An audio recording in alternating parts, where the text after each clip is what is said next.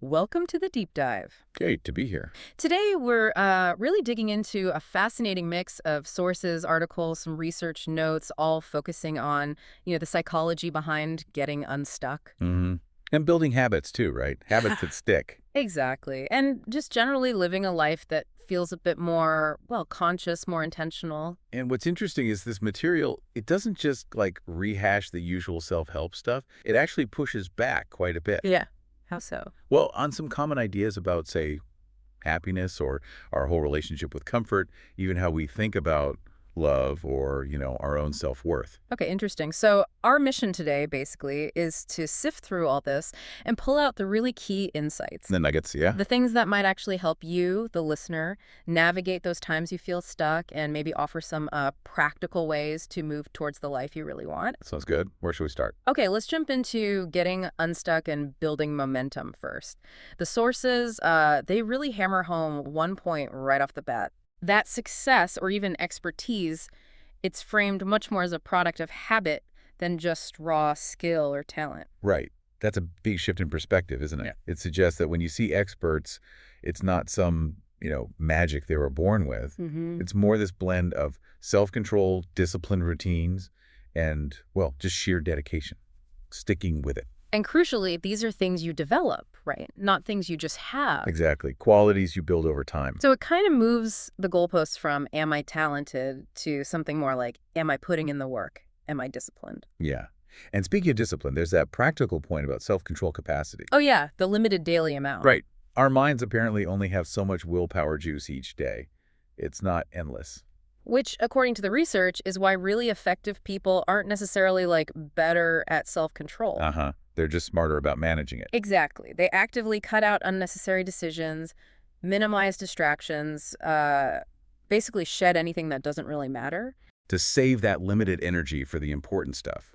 Makes sense. Okay, now here's a part from one article that, well, it gets really interesting. Maybe a bit tough to swallow if you're trying to create something new. Oh God. This idea that for the first maybe couple of years, you're making stuff, could be art, a business, anything, it's just, well, it's just not that good. Yes. The taste versus skill gap. Your notes highlighted that. Exactly. The reason your early work feels disappointing isn't lack of potential. It's that your taste is way ahead of your actual skill. You know what good looks like, what you're aiming for. Right. But your ability to execute it just isn't there yet. And there's this like painful gap. And that gap, the sources say, that's where so many people just quit. Yeah. The discouragement is real. Seeing the potential, but feeling like you can't reach it. Right. So the difference isn't just talent. It's the commitment, isn't it? The grit to keep practicing, keep producing, even when it feels, frankly, mediocre. You have to push through that volume of work, as one study put it. Imperfect work, but lots of it. To close the gap, repetition builds the skill. So getting unstuck then, it's framed less like some huge identity crisis and more like pausing at these tough spots and just asking, okay, is this really what I'm here for? Does this still align? Right, a sort of gut check. And if the answer is yes, then the path forward isn't some magic bullet. No, it's leaning into these ideas. Cut the clutter, draining your self-control. Work with the energy you actually have. And just keep putting in the reps, even when your taste tells you it's not perfect yet. It's practical. More practical than purely existential, yeah. Okay, let's shift focus inward now. Mindset, emotions, self-awareness. This is where some really surprising stuff came up. Yeah, like the whole concept of happiness. So what did the sources say about that? It's not just about chasing it. Well, one really counterintuitive idea was that sometimes we actually haven't practiced feeling happy, like really holding that emotion. Practiced it. What does that mean? The idea is we might have this sort of unconscious upper limit on how much good feeling we allow ourselves. Huh. And unless you consciously work on expanding that, on like tolerating feeling good, you might self-sabotage. Sabotage feeling good. What? To get back to your comfort zone, even if that zone is, just moderately uncomfortable, it feels familiar. Wow. That definitely connects to the idea that we sometimes choose comfort, even slightly negative comfort, over the uncertainty of real positive change. Exactly. And the explanation for that is fascinating too.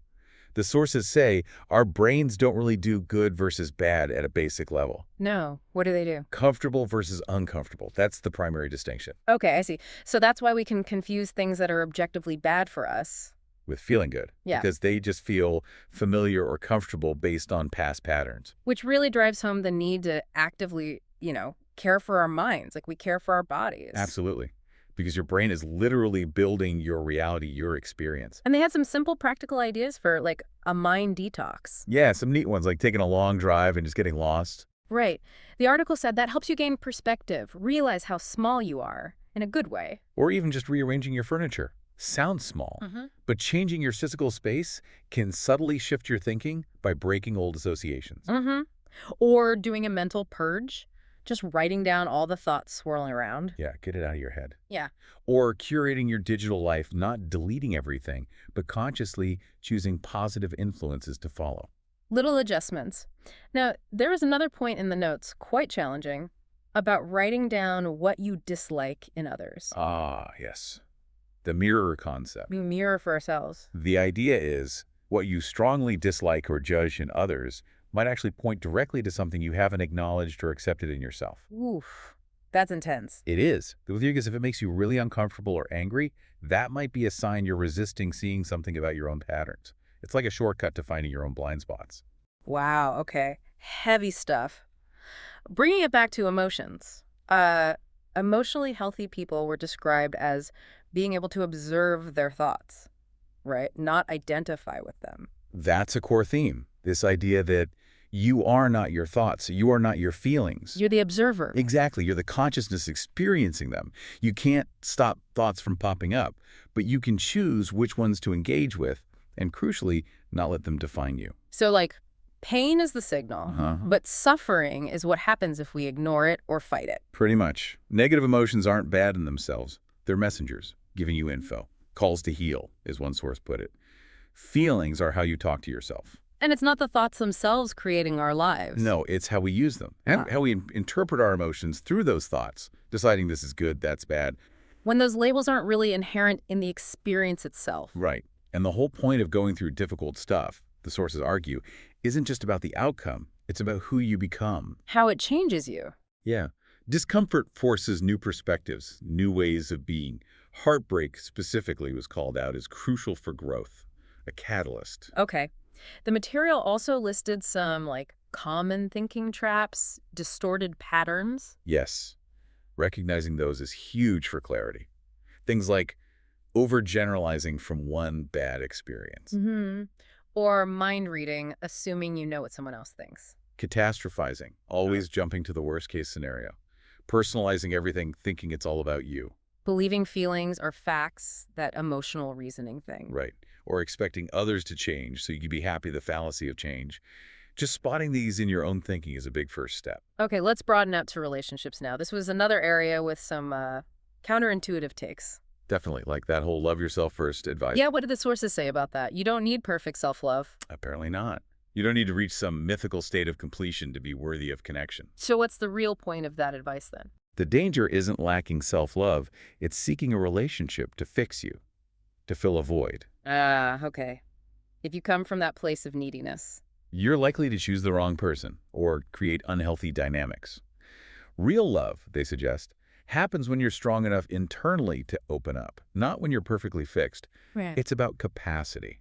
That feels more achievable. And they mention a sign of growth in how we choose partners. Yeah, that shift from focusing mainly on, say, physical traits to really prioritizing personality, values, connection quality, that shows a deeper understanding of what actually lasts. And relationships themselves, teaching tools. Big time. If you keep hitting the same wall, the same kind of problem in different relationships. Romantic, friends, work. Yeah, any kind. It's likely mirroring something unresolved inside you, patterns that need your attention. And when relationships hurt, it's not always the love itself. Often it's the attachment to the idea, the expectation of how it's supposed to be. Right. Our story about it. Exactly.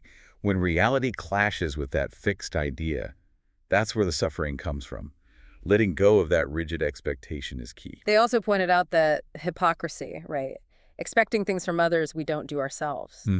Like wanting unconditional kindness, but not always offering it. or waiting for the other person to bridge the gap. Kindness was described beautifully, wasn't it? Like the fabric of love. Yeah, and that difficult point about being cruel to loved ones. Because you see parts of yourself you don't like in them. Exactly. Projecting your own self-rejection onto them is a tough one to face. But there were some really practical, positive tips for building stronger connections, too. Definitely. Simple but powerful stuff, like calling friends when you're not okay, not just with good news. Yeah, and truly listening, holding space. Talking about ideas, not just gossip. Reading each other's favorite books to understand their world. Creating something together. Yeah. Planning small trips. Integrating friend groups. Showing up. Always showing up. And talking about family, upbringing, getting to the roots, concrete actions. All right, let's shift to this difference between living life and just thinking about it. A trap, for sure. The sources were pretty direct. Anxiety often stems from inaction. And that binge thinking. Using introspection to avoid action. Exactly. Analysis paralysis. Life evaluation should help you live better, not replace living altogether. And there were signs you might be stuck in thinking mode. Yeah. Like your goals are all about the perfect outcome, how it looks, not the actual daily actions. Or being more in love with the idea than the messy work involved. Right. Or resisting what you claim you want. Looking for quick fixes instead of fundamental change. And the antidote, stillness. Yes. Making time for doing nothing was called imperative. We're not built for constant conscious output. Stillness, meditation, just being. It's not wasted time. Far from it. It's where reflection happens, creativity bubbles up, you see the bigger picture. It's essential processing time. Not a break from what matters, but part of what matters. Which leads to that powerful question from one article. The no judgment one. Yeah. If you knew absolutely nobody would judge you, what would you really do with your days? Or the similar one. If social media vanished tomorrow, what changes? What would matter then? Gets you thinking past the external noise. And instead of the huge, what am I doing with my life question, Focus on what am I doing with today? Much more manageable, more actionable. puts the power back in the present. And if you know you need a reset, a fresh start somewhere. The question isn't if, it's when you'll actually do it. Stop wondering, start living more. Because you can definitely think yourself stuck. Totally. And related to that, this idea that you are nothing to your younger self. You don't have to be who you thought you'd be. Nope. You're not responsible for fulfilling past predictions. You owe everything, though, to the adult you are now. Asking what this version of you wants, needs, deserves today. Right now, that's the focus. Okay, final section. Embracing discomfort. Continuous growth. This idea about seeking comfort above all else. Yeah, that was fascinating. We're drawn to familiarity, even if it's not actually, good for us. Repeating unhappy patterns just because they're known. Exactly. Because the brain prioritizes uncomfortable over good bad, as we said. Predictable, even if negative, can feel safer than the unknown of positive change. So the advice is, don't make comfort your main goal. Pretty much. Because who you become through navigating challenges is more important, more lasting than the temporary feeling of discomfort. Difficult experiences, tough relationships, they're the teachers, the catalysts. That's the argument. They forge you.